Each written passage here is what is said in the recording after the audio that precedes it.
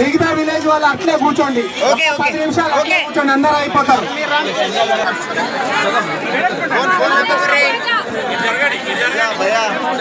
మనకు మన గౌరవ ఎమ్మెల్యే గారు మనకు మంజూరు పత్రాలు గ్రామ పంచాయతీ వారిగా అందజేస్తారు. కాబట్టి ఏ గ్రామ పంచాయతీ వారిగా పిలుస్తున్నామో ఆ గ్రామ పంచాయతీ వారే రావాల్సిన 10 సంవత్సరాల నుంచి పడవబడి ఉన్నది. మన మేనిఫెస్టోలో పెట్టినాము, మాట ఇచ్చినాము, చేపిస్తున్నాము. ఆ పని ఖచ్చితంగా పూర్తవుతుంది. నా హయాంలో అన్ని కూడా ఏవైతే చెప్పినామో అన్ని చేసుకుంటూ వస్తాం. మీ అందరికీ కూడా ఏ ఇబ్బంది ఉన్నా ఎప్పుడైనా ఎక్కువ ఇక్కడ అందుబాటులో మండలంలో ఇల్లవి ప్రొసీడింగ్స్ కోసం ఈ ప్రోగ్రాం పెట్టినాము. అందరూ కూడా చాలా సంతోషంగా ఉండ్రు. ఇక్కడికి వచ్చిన అక్కలు పెద్దమ్మలు అందరూ కూడా ప్రతి పేదవాళ్ళకి ఒక కళ ఉంటుంది.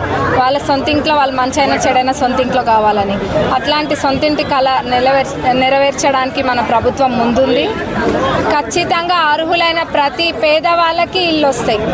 అర్హులైన ప్రతి ఒక్కరికి వస్తాయి. ఇది ఒక నిరంతర ప్రక్రియ. ఇంద్రమ్మ ఇల్లు అనేది నిరంతర ప్రక్రియ. ఇంకా 7,000 ఇల్లు వచ్చేది ఉన్నాయి నియోజకవర్గానికి.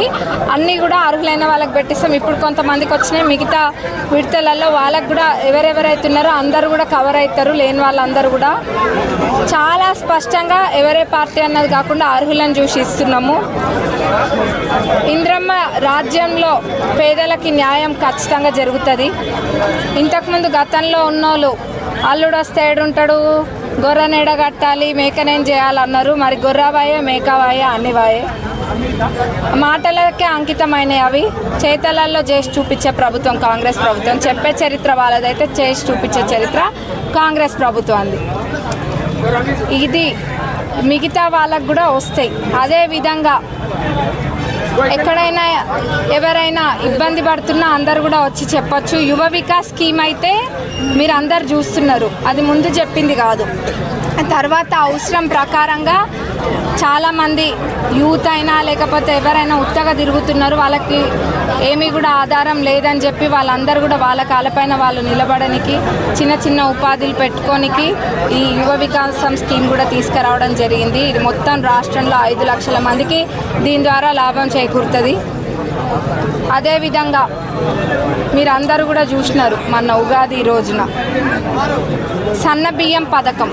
సన్న బియ్యం అందరూ కూడా నేను కూడా తిన్నా, 2-3 ఇళ్ళల్లో నేను కూడా తిన్నా.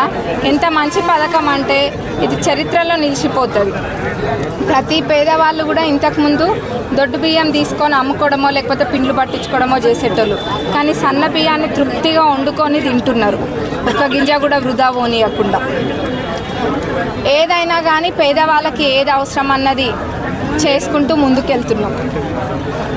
ముఖ్యంగా ఇల్లు ఇవ్వడమే కానివ్వండి, సన్న బియ్యమైన యువ వికాసమైన వీటన్నిటికీ మన నియోజకవర్గ ప్రజలందరి తరపున నేను గౌరవ ముఖ్యమంత్రి వర్యులకి, ఉప ముఖ్యమంత్రి వర్యులకి, అట్లనే మంత్రులందరికీ కూడా ధన్యవాదాలు తెలియజేస్తున్నా.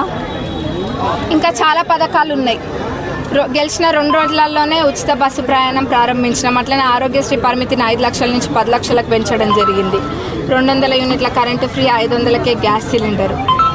అన్నీ కూడా చేసుకుంటూ వస్తున్నాం. మనం ఆర్థికంగా రాష్ట్రంలో ఎంత చితికిపోయి ఉన్నా కానీ ఇచ్చిన మాట ప్రకారంగా అది కూడా నిజమైన పేదవాళ్ళకు సహాయం అందేటట్టుగా అడుగులు వేసుకుంటూ ముందుకెళ్తున్నాం.